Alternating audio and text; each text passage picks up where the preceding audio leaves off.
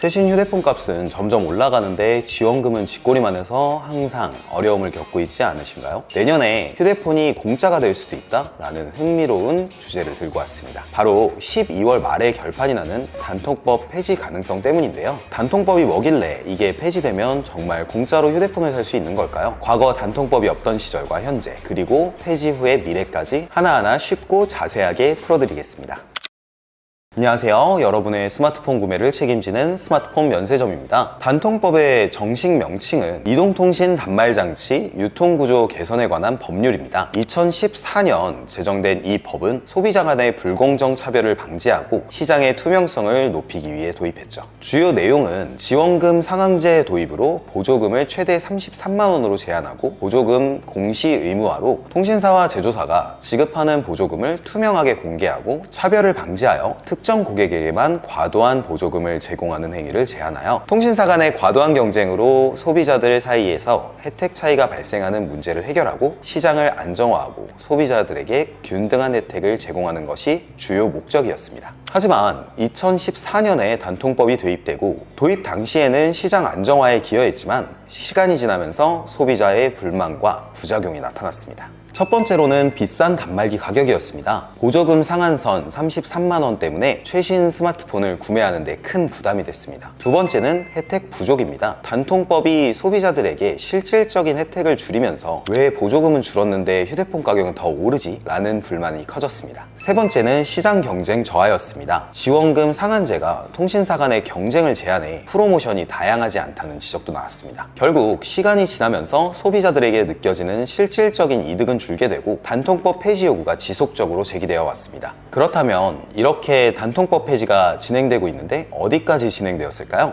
2024년 초 단통법 폐지안에 대한 건이 발의되었습니다. 먼저 올해 초 여야 의원들이 힘을 합쳐 단통법 폐지안을 발의했습니다. 이 법안의 핵심은 간단합니다. 첫째, 지원금 상한제를 없애고 보조금을 통신사와 제조사가 자율적으로 설정할 수 있도록 하는 것. 둘째, 통신사 간의 경쟁을 활성화해서 소비자들에게 더 많은 혜택을 주자는 목표를 가지고 있었습니다. 2024년 중반 과학기술정보통신위원회의 심사가 있었습니다. 발의된 법안은 중간에 멈춰 있는 게 아니라 과학기술정보통신위원회, 줄여서 과기정통위에서 심사가 진행되는데요. 이 과정에서 통신업계 전문가들과 소비자 단체의 의견도 들었는데요. 찬반이 팽팽하게 맞섰습니다. 찬성 측의 의견으로는 보조금을 자유롭게 설정하면 소비자 혜택이 더 커질 거다. 통신사들 간의 경쟁도 다시 활발해질 거다. 라며 법안에 긍정적인 효과를 기대했고요. 반대 측의 의견으로는 지원금을 자유롭게 하면 일부 소비자만 혜택을 보고 시장이 혼란스러워질 수 있다는 우려를 제기했죠. 결국 폐지안이 전체적으로 긍정적인 평가를 받으며 다음 단계로 넘어갈 수 있게 됩니다. 그리고 드디어 2024년 12월 법제사법위원회 통과, 법안은 국제법제사법위원회, 줄여서 법사위로 넘겨졌습니다. 법사위에서는 법안이 실제로 실행이 가능한지, 그리고 실행했을 때 생길 수 있는 문제들을 집중적으로 논의하게 됐는데요. 특히 두 가지 점이 논의의 핵심이었죠. 하나는 보조금 불균형을 어떻게 막을 것인가, 두 번째는 불법 보조금 문제를 어떻게 예방할 것인가. 이 두 가지가 쟁점이 되었는데요. 법사위의 결론은 단통법 폐지는 타당하다, 이렇게 의견이 모아졌고 일단은 법안을 통과시키게 되었습니다. 그리고 다가올 2024년 12월 30일 국회 본회의에 상정 예정입니다. 이제 마지막 단계입니다. 2024년 12월 30일 국회 본회의에서 폐지 여부가 최종적으로 결정된다고 하는데요. 만약 법안이 통과된다면 단통법은 폐지가 되고 새로운 제도가 시행될 예정인데요. 폐지 이후에는 통신사와 제조사의 보조금 자율화, 소비자 혜택 다양화 같은 변화가 예상되고 있습니다. 동시에 시장의 혼란을 방지하기 위한 규제도 추가로 마련이 될 거라고 하네요.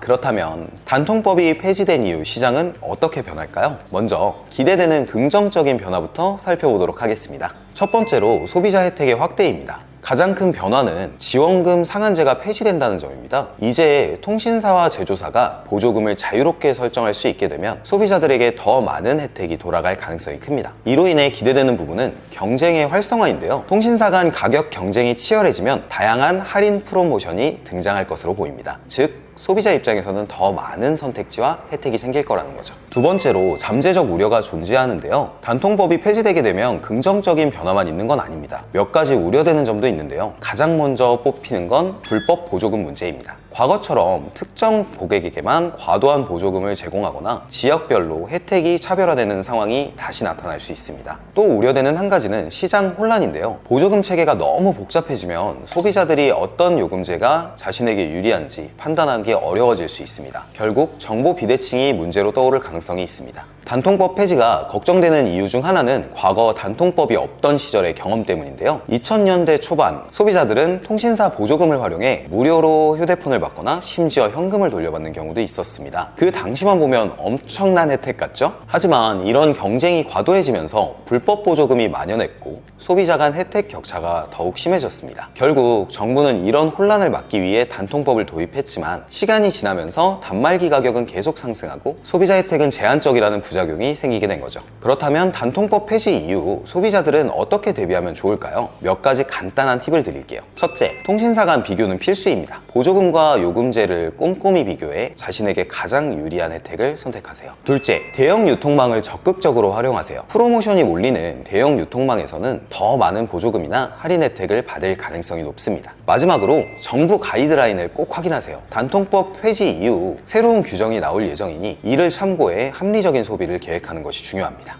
단통법 폐지는 소비자들에게 더 큰 혜택을 제공할 수도 있지만 동시에 과거와 같은 시장 혼란이 발생할 가능성도 있습니다. 2024년 12월 30일 단통법 폐지가 최종 결정됩니다. 여러분은 이 단통법 폐지 찬성하시나요? 반대하시나요? 댓글로 여러분의 의견을 적어주세요. 오늘 영상이 유익하셨다면 구독과 좋아요 잊지 말고 눌러주시고요. 다음 영상에 더 알찬 정보로 찾아뵙겠습니다. 감사합니다.